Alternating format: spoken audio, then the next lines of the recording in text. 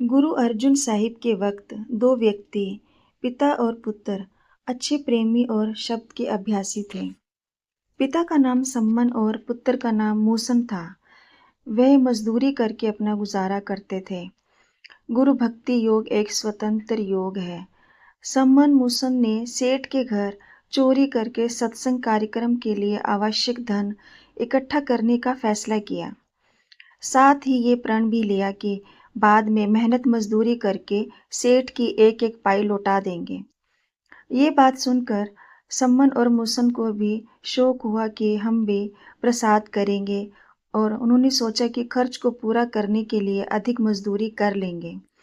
सो उन्होंने भी लिस्ट में अपना नाम लिखवा दिया। जब उनका प्रसाद करवाने का दिन नज़दीक आया तो वे दोनों बीमार पड़ गए। जो रुपए कमाए हुए थे दवा और खाने पीने में खर्च हो गए। अब प्रसाद कराने का दिन आ गया। लांगरियों का निगम था कि जो खाना उन्हें सुबह बनाना होता उसके लिए वे रात को ही बर्तन और अन्य सामान तैयार कर लेते थे। रात को लांगरी आए और उनसे बोले, भाई जी सुबह आपके घर प्रसाद बनना है, सो हमें सारा सामान दे दो। अब उनके पास कोई चीज़ तो तैयार थी नहीं। आपस में सलाह करते हैं कि क्या करें।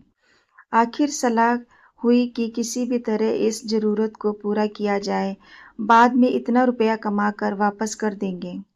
सतगुरु की सेवा जरूर करनी थी। अगर प्रसाद न किया तो गुरु साहिब क्या कहेंगे। ये सोचकर उन्होंने लांगरियों से कहा कि अभी तो हम नहीं, लेकिन कल सूरज निकलने से पहले ही सारा सामान दे देंगे। लांगरी चले गए। उनकी गली में एक साहूकार की दुकान थी। रात को उनकी दुकान में सेंध लगाई और जो कुछ निकालना था वह सब निकाल लिया। सिर्फ नमक मिर्च मसाला वगैरह बाकी रह गया। पहले वो कहने लगे कि ये मसाला रहने देते हैं, फिर सोचा कि नहीं, दोबारा चलकर ले ही आए। जब वे मिर्च मसाला और बाकी सामान लेने गए तो साहूकार जाग गया। उस समय बाप तो दुकान से बाहर आ चुका था, लेकिन बेटा सेंध में से निकल रहा था। और जब सिर बाहर निकला तब साहूकार ने उठकर नीचे से उसकी टांगें पकड़ ली ताकि वे बाहर ना निकल सके। बाप बाहर की ओर खींचने लगा और साहूकार अंदर की ओर। अब बाप ना छोड़े ना साहूकार छोड़े। बड़ी खींचातानी हुई। आखिर बेटे ने बाप से कहा कि आप मेरा सिर काट लो। ऐसा ना हो कि सुबह हो जाए और लोग कहें कि गुरु के शिष्य चोरी करते हैं, और देर ना करो, फौरन सिर काट लो।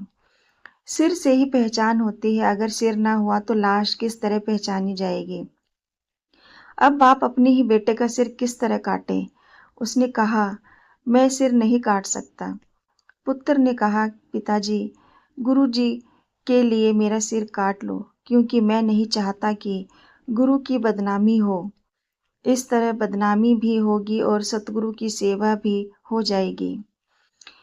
बाप ने थोड़ी देर विचार किया, फिर तलवार मारी और पुत्र का सिर काट लिया। धड़ नीचे जा गिरा। सम्मन ने पुत्र मूसन का सिर लाकर घर में रख दिया। अब बेटे की मौत कलेजा कैसे ठहरे। बड़ी मुश्किल से 1 घंटा गुजारा। उधर साहूकार ने कहा कि चोर को देखे तो सही कौन है। जब देखा तो उसका सिर नहीं है।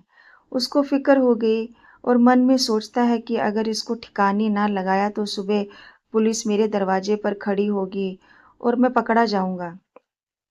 पुलिस कहेगी कि तूने सिर काटा है, हो ना हो किसी के घर में रख दे। उसने सम्मन को बुलाकर लाश उठवाई और कुछ रुपए भी दिए कि इसको ठिकाने लगा दे और तुझे और भी खुश कर दूंगा। सम्मन ने धड़ को वहां से उठा लिया और अपने घर लाकर धड़ और सिर दोनों जोड़कर रख दिए। उसका बहुत सा दुख कम हो गया। सोचा कि मैं अब कहूँगा कि मूसन बीमार है। जब सुबह हुई लांगरी आए, सम्मन ने उनको सारा सामान दे दिया। लांगरी प्रसाद बनाने लगे। जब प्रसाद तैयार हो गया तब गुरु साहिब आए। गुरु साहिब ने कहा, सम्मन मूसन को बुला। सम्मन ने उनसे अर्ज की, महाराज जी वह तो बीमार है। गुरु साहिब ने फरमाया, बीमार है तो क्या हुआ, उसे जरूर बुलाओ। सम्मन बोला, हजूर वह नहीं आ सकता। गुरु साहिब बोले, नहीं, उसको आना ही पड़ेगा। सम्मन ने हाथ जोड़कर अर्ज की, हजूर मेरे कहने से वह नहीं आता। गुरु साहिब बोले, अच्छा, तो फिर मैं बुलाता हूँ। सम्मन ने कहा, जी हाँ, जरूर, आप बुलाओ। गुरु साहिब ने आवाज लगाई, मूसन, उठकर बाहर आ जा। ऐसे वक्त तू कहाँ चला गया है? गुरु जी का इतना कहना था कि मूसन उठकर ठीक ठाक होकर बाहर आ गया और मूसन और सम्मन दोनों गुरु साहिब के चरणों पर गिर पड़े। एक पल पहले तक कब्र की घुटन थी और इस पल जीवन का एक सुंदर सा राग। गुरुदेव मूसन के सिर को अपने दिव्य हाथों से सहलाने लगे, मानो कह रहे हो कि मूसन, यही सिर था ना तेरा जो तूने मेरे लिए कटवा दिया था। दर्द भी हुआ होगा ना, खूब खूब खून भी बहा होगा। ला मैं तेरी सारी पीड़ा हर कर लूं। मूसन, तू कितना बड़ा चोर है कि तूने मुझे भी आज चोर बना दिया। देख, मैं यमराज से तेरे प्राणों की चोरी करके तुझे वापस लाया हूँ। सच्चे गुरु शिष्य का प्रारब्ध बदल सकते हैं।